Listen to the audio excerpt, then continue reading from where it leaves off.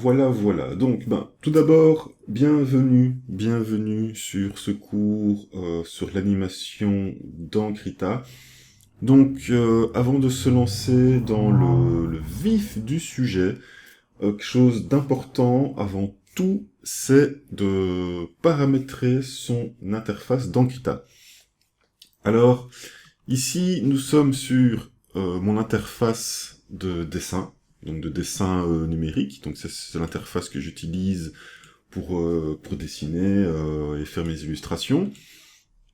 Mais là, en l'occurrence, ce qui nous intéresse, c'est d'aller sur l'interface d'animation. Donc, par défaut, Krita propose une interface d'animation par défaut. Donc, pour changer son interface ici, son plan de travail, vous venez sur le petit icône qui est là. Vous cliquez dessus, et ici vous aurez tous les types d'interfaces que Krita propose, ainsi que ceux que vous aurez vous-même paramétrés. Ok. Donc, par défaut, ici vous avez animation. Donc vous cliquez dessus, et voilà l'interface d'animation que Krita propose. Alors, pour moi, personnellement, il manque des choses. Donc j'ai paramétré ma propre interface, donc je vais vous la montrer vite fait. Donc je reviens là, et je l'ai appelé mon anime. Voilà, donc ça, c'est l'interface que moi j'utilise pour faire mes animations. Donc je l'ai complètement paramétré. J'ai enlevé certaines choses, j'en ai rajouté d'autres, etc., etc. Donc si on retourne sur l'interface par défaut que propose Krita, on va faire un petit tour rapide. Je vais vous expliquer du coup pourquoi il est important de la modifier et de la paramétrer selon vos propres besoins. Ok, donc moi je vais vous montrer comment j'ai paramétré la mienne, les outils que j'y ai mis, les panneaux que j'y ai mis, ceux que j'ai enlevés, mais bien entendu, il faut que vous vous sentiez à l'aise sur votre propre interface. Donc là, le but sera de la paramétrer, de l'organiser selon vos propres besoins. Ok? Donc ça, c'est quelque chose d'assez important. Donc, par défaut, ce que Krita propose, c'est que la barre d'outils, tous les outils que l'on a besoin, se trouvent ici, en haut. Ok? Ici, on a notre palette de couleurs avec les paramètres d'outils et la vue d'ensemble sur une même ligne. Ok? En dessous, on a notre liste de calques, l'onglet compos. En dessous, la frise chronologique, notre courbe d'animation. Ça sont des choses qu'on verra plus en détail plus tard, hein, tout ce qui est frise chronologique, courbe d'animation, etc. Ici, notre pelure d'oignon, pareil, je vous expliquerai plus tard de quoi il en retourne. Et voilà. Donc, quelque chose devrait vous sauter aux yeux assez rapidement, c'est où sont les brushes. Où sont les brushes pour pouvoir dessiner notre liste de pinceaux, de crayons, etc. Où est-ce qu'ils sont? Eh bien, ils ne sont tout simplement pas là. Ok, donc ça c'est déjà un gros point noir, c'est que le pré-réglage des brosses ne se trouve pas sur l'interface par défaut que Krita propose pour animer. Ok, donc je vais vous montrer comment paramétrer votre propre interface.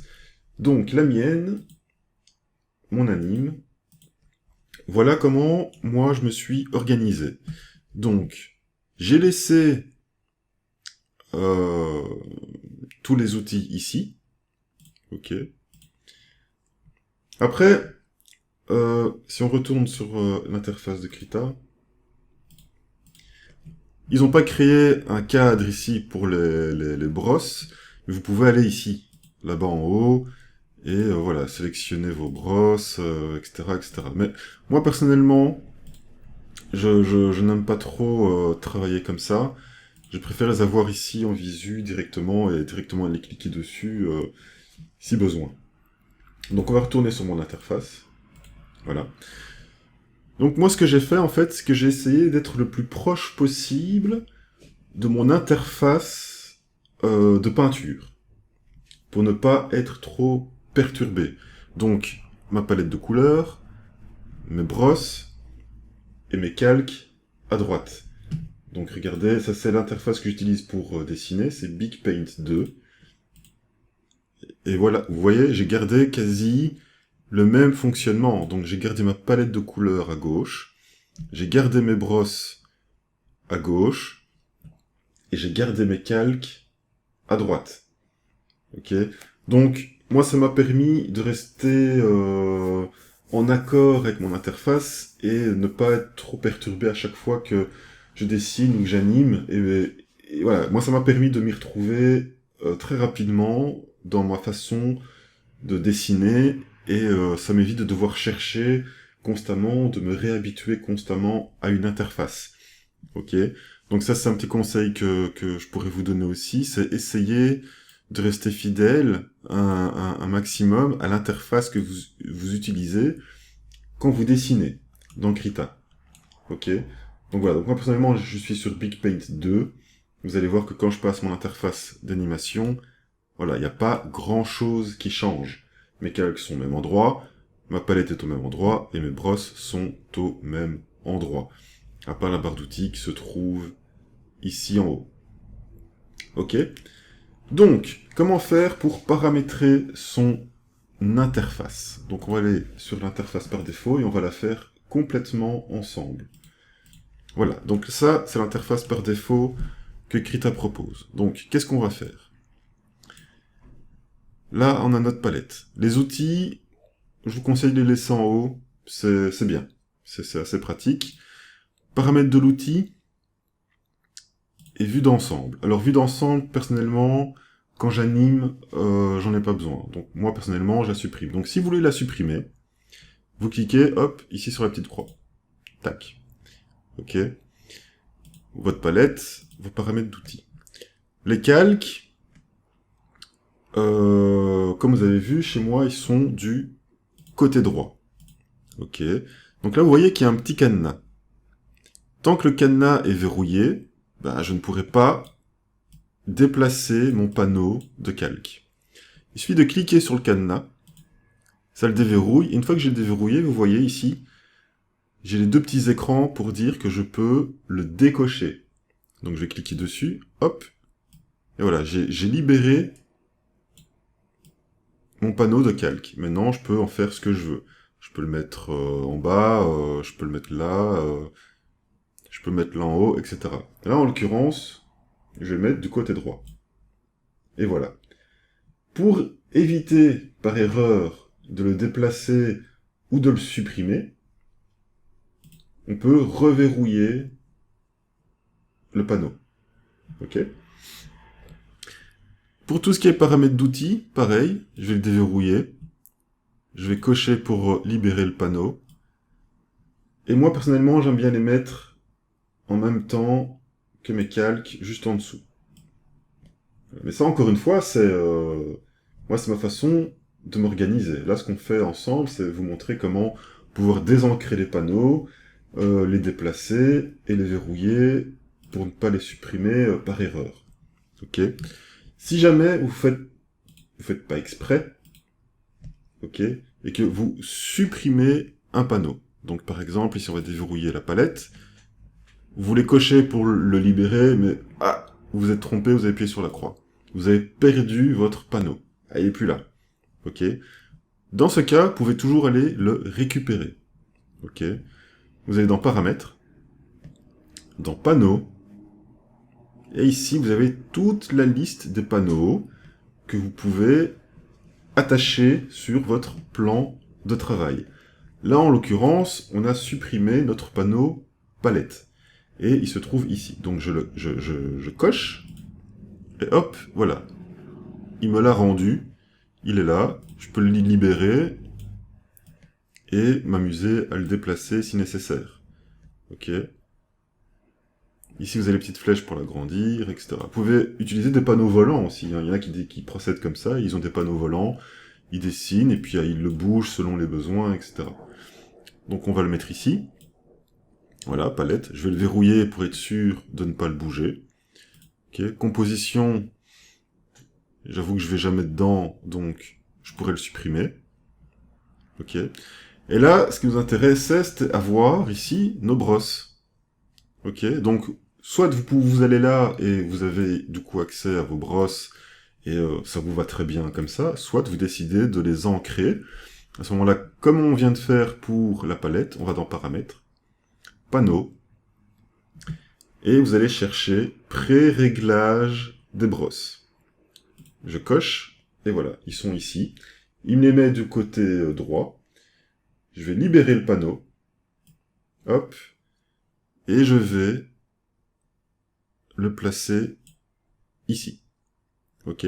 Si vous vous dites, oui, mais ça prend de la place, je vais le mettre en même temps que ma palette de couleurs. Ben, c'est très simple. Vous libérez le panneau, vous le prenez, et vous venez vous mettre comme ça, sur palette. Vous voyez que le panneau de la palette est grisé. Je vais lâcher mon pré-réglage des brosses, et voilà. Maintenant, ils se retrouvent tous les deux au même endroit, sur la même ligne. Donc ça peut vous faire économiser de l'espace, évidemment. Et c'est à vous de voir si vous voulez vous amuser à naviguer comme ça entre les deux. Ok. Si vous voulez déplacer votre onglet palette et le placer ici à gauche et que vos brosses se retrouvent ici à droite, vous cliquez et vous faites un clic et glisser comme ceci pour le déplacer. Maintenant, ma palette se trouve à gauche et mes brosses se trouvent à droite. Hop, cliquer et glisser et je peux les intervertir comme ceci. Ok. Je peux libérer mon panneau et le mettre là en dessous. Ok. Donc c'est très simple.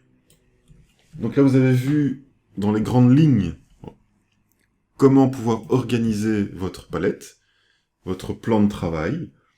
Ok, donc il suffit d'aller dans, je répète, paramètres, panneau, choisir le panneau dont vous avez besoin et le déplacer là où vous voulez le mettre. Le verrouiller pour être sûr de ne pas à chaque fois, sans faire exprès, le dégager ou carrément le supprimer. Ok. Et autre chose très importante, la frise chronologique. Moi, je vous conseille de la laisser en bas, ainsi que la courbe d'animation. Vous pouvez les laisser ensemble. Et la pelure d'oignon. La pelure d'oignon, très important. Alors, l'avantage de la pelure d'oignon, c'est que, ici, vous voyez, il y a une sorte de petit oignon sur la frise chronologique. Elle sera toujours là. Si je clique dessus, elle disparaîtra. Si je reclique dessus, il réapparaît. Donc ça, c'est bien, parce que, du coup, ça permet d'avoir sa pelure d'oignon, mais en même temps de libérer sa timeline si on en a besoin. Ok. Et des fois, on peut faire des animations avec beaucoup d'images clés. Et la pelure d'oignon, des fois, peut être un peu gênant. Ok. Donc ça peut des fois être utile de pouvoir, hop, juste cliquer ici sur le menu en pot d'oignon, vous voyez. Hop, je clique et il disparaît. Et je peux le faire apparaître si nécessaire quand j'en ai besoin. Ok. Donc une fois que vous avez tout paramétré, vous avez réussi, vous avez mis tous les panneaux qui vous intéressent à l'endroit qui vous intéresse, vous avez vos brosses, vos calques, etc. Donc une fois que ça vous convient, juste petite précision, si les outils ici ça vous convient pas, qui sont en haut, ok, donc là aussi, vous voyez, je peux baisser avec les petits pointillés là, vous voyez des petits pointillés ici, il suffit de les prendre, je peux faire un clic et glisser, et déplacer ça aussi. Pareil ici, hop, cliquer, glisser, sur les bords, cliquer, glisser, et sur le bord ici, cliquer, glisser. Ok. Pour les outils ici, vous voyez ici, il y a un petit carré là, à côté de la flèche de sélection. Vous prenez le petit carré, pareil, vous faites un clic et glisser, et vous le déplacez où vous voulez. Donc si je le mets là, voilà, mes outils seront là. Ok. Je reprends ici la barre, là vous voyez, j'appuie, cliquer, glisser, et je peux le redéplacer où je veux. Ok, donc je peux le mettre sur la même ligne que ma frise chronologique, mais je vous le conseille pas. Je peux les mettre ici en haut. Ok. Donc pour les outils, le procédé est un peu différent. C'est que il n'y a pas, vous voyez, les deux petits affichages pour libérer les panneaux. Ici, ça se joue avec la barre ici, un peu en relief que vous prenez et que vous pouvez déplacer. Donc moi personnellement, je l'ai laissé ici en haut. Ça me convient très bien comme ça. Ok. Donc maintenant que vous avez paramétré votre plan de travail. Donc très important, hein, les choses très importantes d'animation, les brosses, la frise chronologique, la courbe d'animation et la pelure d'oignon sont vraiment les choses que vous devez absolument avoir sur votre interface. Ok, après vous la paramétrez comme vous le souhaitez. Une fois que c'est fait, vous voulez la sauvegarder parce que une fois que vous aurez fermé Krita, quand vous allez le relancer, tout ce que vous avez modifié ici ne seront plus là. Il n'aura pas gardé ça en mémoire. Donc quand vous reviendrez sur votre plan ici, hop, et que vous faites animation, il va vous remettre le panneau d'animation par défaut. Ok? Une fois que vous aurez fermé Krita. Donc si vous voulez pas tout recommencer à chaque fois, il y a possibilité de sauvegarder vos paramètres de plan de travail. Pour ce faire, revenez ici sur le petit icône pour sélectionner les espaces de travail. Hop, voilà, donc si vous avez tous vos plans de travail. Et vous venez ici dans Insérer un nom. Je clique. Donc ici, je vais l'appeler par exemple interface test. Voilà, ok. Et je vais faire enregistrer. Vous voyez, ici, il me met un petit message, enregistrer l'espace de travail courant. Je fais enregistrer. Ok. Et il se trouve ici. Interface test. Ok. Donc si je reviens maintenant, je vais dans animation. Ça c'est l'interface par défaut de Krita. Donc vous voyez, je suis bien sur l'interface par défaut de Krita. Si je reviens ici, et que voilà, il est là, et que je fais interface test, donc c'est celle qu'on vient de créer nous. Voilà, il a bien retenu en mémoire mes changements de plan de travail. Ok? Donc ça c'est vraiment très très important. Avant toute chose, c'est paramétrer votre interface.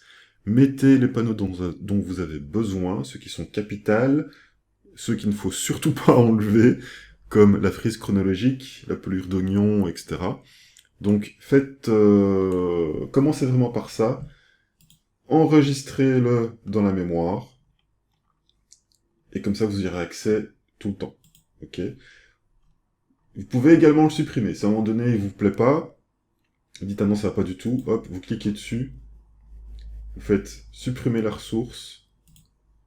Voilà, il a supprimé, il n'est plus là. Si je reviens dans ma liste de panneaux, voilà, il n'existe plus. Ok? Donc je reviens sur ma propre interface, et voilà.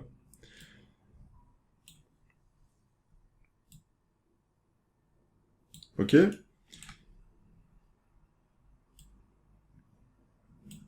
Donc voilà, donc vous voyez, c'est assez simple, c'est pas très compliqué. Et voilà, je vous conseille vivement de commencer par ce point-là avant d'attaquer le reste. Faut absolument être à l'aise. Je sais que je me répète là, mais sur ce coup-là, c'est vraiment important. Vous devez être à l'aise avec votre interface.